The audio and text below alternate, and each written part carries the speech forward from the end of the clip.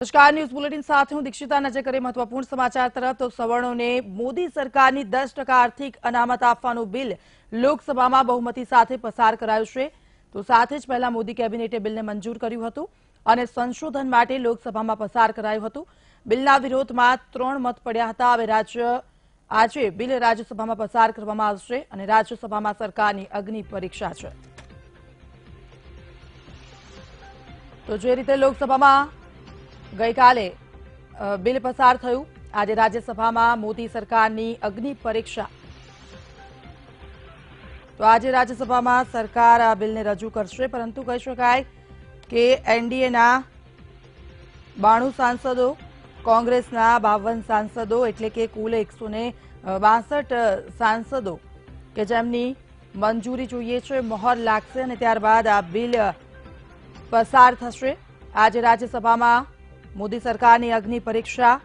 નોકરીઓ અને શૈક્ષણિક સંસ્થાઓમાં સવર્ણોને આર્થિક આધાર પર 10% આરક્ષણ આપવાનું બિલ ગઈકાલે લોકસભામાં પસાર થઈ ગયું અને હવે બિલ આજે રાજ્યસભામાં રજૂ થવાનું છે। રાજ્યસભામાં શિયાળુ સત્રની કાર્યવાહી એક દિવસ વધારવાને લઈને વિપક્ષી દળોએ રાજ્યસભામાં વિરોધ કર્યો છે। જો કે લોકસભામાં બીજેપી પાસે પૂરતું સંખ્યાબળ હોવાથી આ બિલ સરળતાથી પસાર થઈ ગયું। બિલના પક્ષમાં 323 અને વિરોધમાં 3 વોટ પડ્યા છે। લોકસભામાં બીજેપી પાસે પૂરતું સંખ્યાબળ, પરંતુ હવે રાજ્યસભામાં આ બિલ પાસ કરાવવું મોદી સરકારની અગ્નિ પરીક્ષા સમાન કહી શકાય, કારણ કે એનડીએના 92 સાંસદ, કોંગ્રેસના 52 સાંસદ, અન્ય જે વિપક્ષી દળો છે તેમના સાંસદો તમામને મળીને બહુમતી સાબિત કરવી પડશે અને ત્યારબાદ રાજ્યસભામાં આ બિલ પાસ થશે।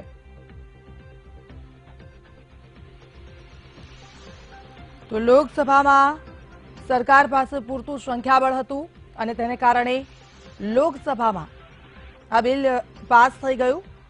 323 અને વિરોધમાં 3 વોટ પડ્યા હતા। આજે રાજ્યસભામાં આ બિલ પાસ કરવામાં આવશે। સરકારની અગ્નિ પરીક્ષા। તો લોકસભામાં તમામ પક્ષો બિલની તરફેણમાં।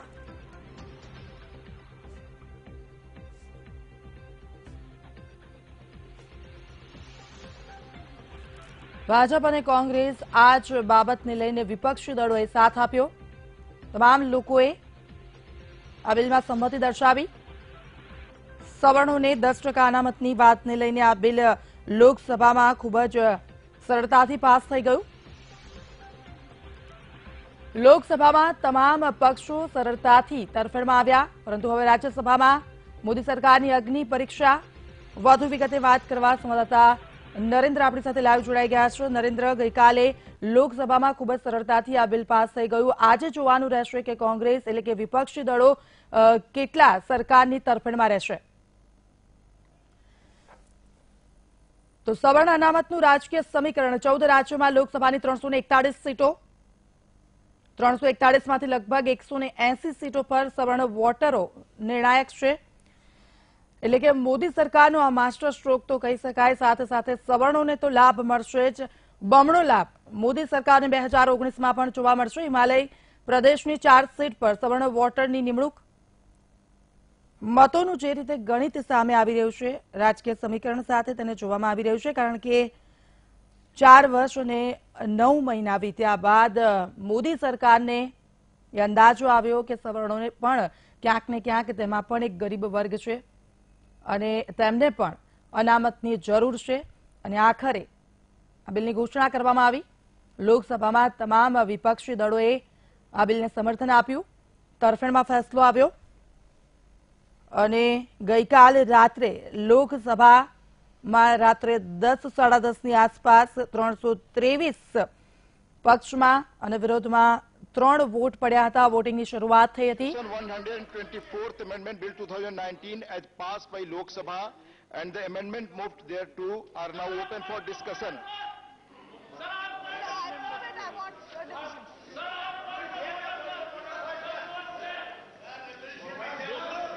Just Minister. Sir, we want to be fair. Wait, all listen after his speech. Please. उपसभापति महोदय, मैं एक ऐतिहासिक संविधान संशोधन विधेयक पर बोलने के लिए खड़ा हुआ हूं।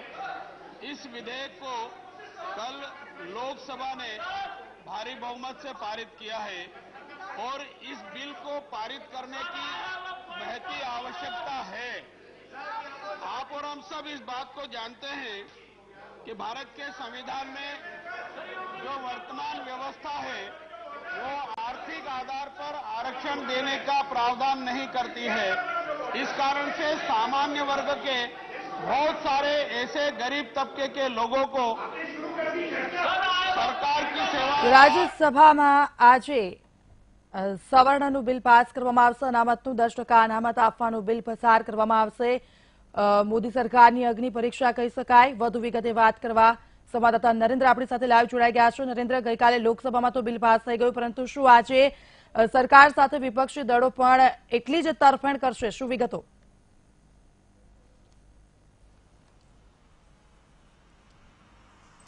જી, ગતકાલે લોકસભાની અંદર આ બિલને પસાર કરવામાં આવ્યું હતું। 323 મત છે એ ફેવરની અંદર પડ્યા હતા, જ્યારે માત્ર 3 મત હતા એ વિરોધની અંદર જોવા મળ્યા હતા। એટલે કે અસામાન્ય બહુમતી જે છે એ ગતકાલે લોકસભાની અંદર લગભગ પ્રથમવાર કહી શકાય એ રીતની જોવા મળી હતી। સવર્ણો અંગેના જે 10% બિલ, જે 10% અનામત આપવાનું જે બિલ છે એની અંદર, એટલે કે વિરોધ પક્ષ સહિતના મોટા ભાગના જે પક્ષો છે, કોંગ્રેસ સહિતના વિરોધ પક્ષની અંદર રહેલા, એ તમામ લોકોએ આ બિલની છે એ ફેવર કરી હતી ગતકાલે। અને ત્યારબાદ કોંગ્રેસ તરફથી પણ એ નિવેદનો આપવામાં આવ્યું હતું કે આ બિલ છે એ એમને મતલબ માન્ય છે, પરંતુ એ સંયુક્ત કમિટીની જે બેઠક છે એની અંદર પણ ચર્ચાઓ જોઈએ। આ સિવાય આજે હવે જ્યારે રાજ્યસભાની અંદર આ બિલ અત્યારે હાલ રજૂ કરવામાં આવ્યું છે, રાજ્યસભાની અંદર પણ ગતકાલે જે રીતના લોકસભાની અંદર લગભગ 4 થી 5 કલાક સુધી આ બિલ પર વિવિધ ચર્ચા કરવામાં આવી હતી, અને એ જ રીતની ચર્ચા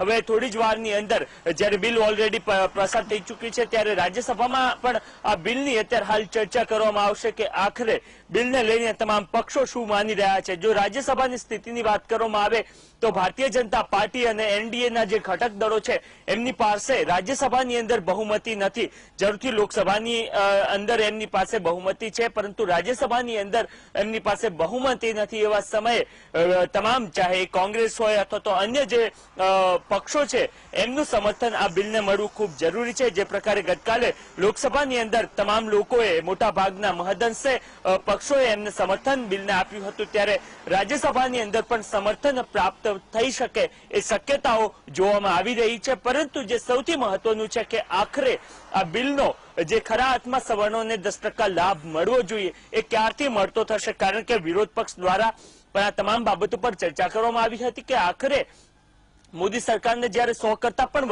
ઓછા દિવસો બાકી રહ્યા છે એવા સમયે છેલ્લા દિવસે આ બિલ લાવવાનું સાહસ જ્યારે સરકારે કર્યું છે, ત્યારે એ ખરા અર્થમાં લોલીપોપ સાબિત ના થાય અને સવર્ણોને ચૂંટણી પહેલા ખરા અર્થની અંદર એનો લાભ મળી રહે એ ખૂબ જરૂરી છે। અને આગામી સમયની અંદર જો રાજ્યસભાની અંદર બિલ પસાર થશે તો ત્યારબાદ એ અંગેનું નોટિફિકેશન બહાર પડી શકે છે। ત્યારબાદ જે છે રાષ્ટ્રપતિ સુધી આ બિલ જાય અને એમનો જે પોતે એ બિલ અંગે શું માને છે એ અંગેના કદાચ સુધારા વધારા બાદ ખરા અર્થમાં આ બિલ પસાર થાય અને લાભ મળતો થઈ શકે એ શક્યતાઓ જોવામાં આવી રહી છે।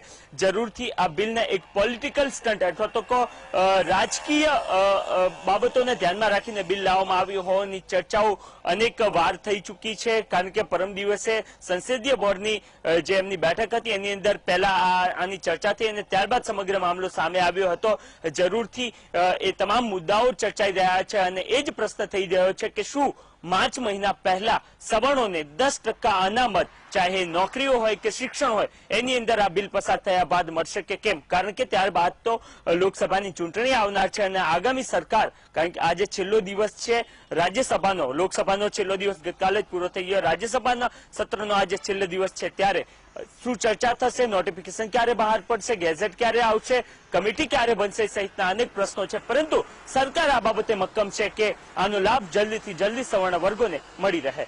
જી। નરેન્દ્ર, 4 વર્ષ અને 9 મહિના પછી યાદ આવ્યું મોદી સરકારને કે સવર્ણો પણ ક્યાંક ને ક્યાંક તેમનો પણ એક વર્ગ ગરીબ છે અને તેમને પણ અનામતની જરૂર છે, એટલે કે આ એક પોલિટિકલ સ્ટન્ટ તો લોકો માને જ છે. સવર્ણોને તો તેનો ચોક્કસથી લાભ થશે, પરંતુ 2019 નજીક છે, એટલે મોદી સરકારને કેટલો લાભ?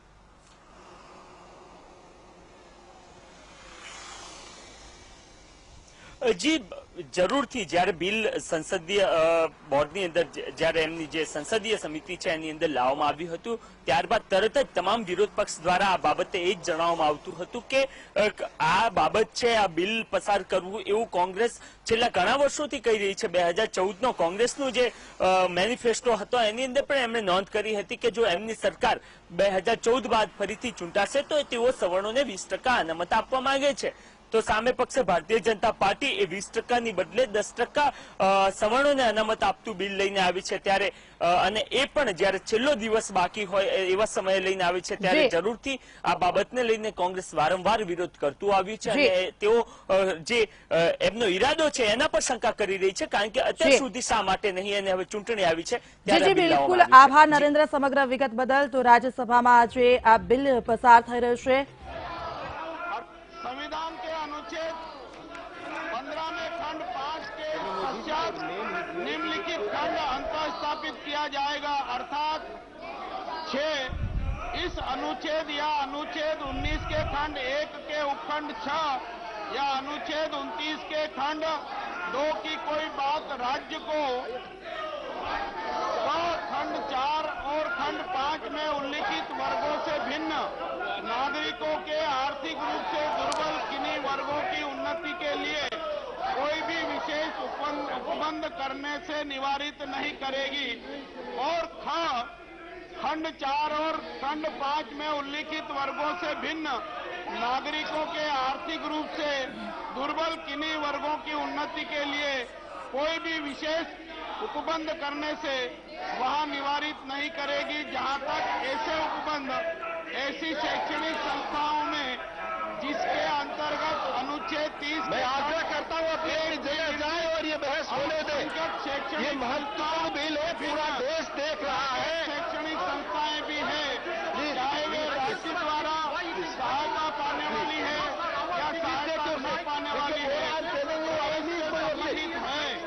जो आरक्षण की कोई चीज रिपोर्ट पे नहीं जा रही है आरक्षण के मंत्री जी के भाषण के अलावा।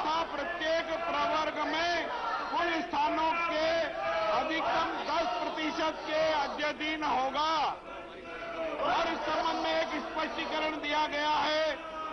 जो अनुच्छेद 15 और 16 में जो संशोधन किया जा रहा है इसके लिए है। इस अनुच्छेद और अनुच्छेद 15 के साथ 16 के प्रयोजन के लिए आर्थिक रूप से दुर्बल वर्ग वे होंगे जो राज्य द्वारा कुटुंब की आय और आर्थिक लाभ के अन्य सूत्रों के आधार पर समय समय पर अधिसूचित किए जाए। इसी प्रकार से आर्टिकल 16 में जो संशोधन किए जा रहे हैं वो इस प्रकार है। संविधान के अनुच्छेद 16 में खंड 5 के पश्चात निम्नलिखित खंड अंतर्स्थापित किया जाएगा, अर्थात इस अनुच्छेद की कोई बात राज्य को खंड 4 में उल्लिखित वर्गों से भिन्न नागरिकों के आर्थिक रूप से दुर्बल किन्हीं वर्गों के पक्ष में नियुक्तियों और पदों के विद्यमान आरक्षण के अतिरिक्त तथा प्रत्येक प्रवर्ग में पदों के अधिकतम 10% के अध्ययन आरक्षण के लिए कोई भी उपबंध करने से निवारित नहीं करेगी।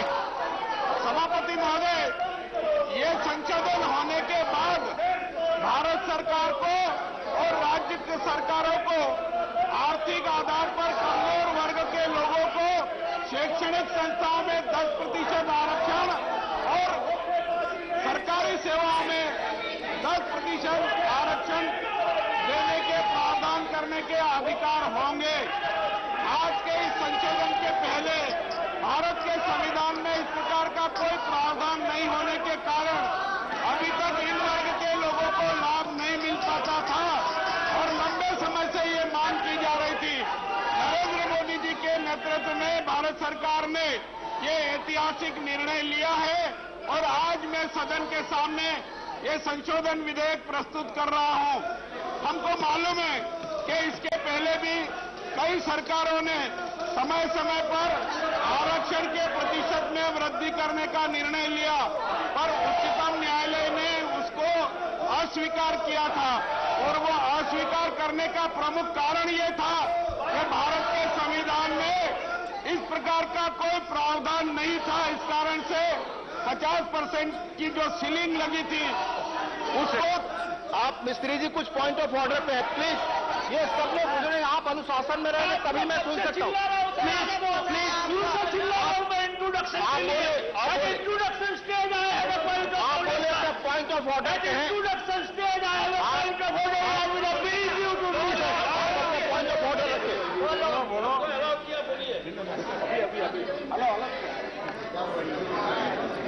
नहीं, गलत बात है। पॉइंट ऑफ ऑर्डर भी नहीं अलाउ करते। Sir, I draw your attention to this bill. This bill has come as a supplementary business today only and in this afternoon. Number one, it has lapsed because for introduction any bill, after the introduction it needed 2 days for taking up for a discussion. That is one point. It is not 2 days. Number two, this bill is not complete because the bill requires object and the statement of object and also the financial statement. This bill doesn't have anything, of that sort. Number three, you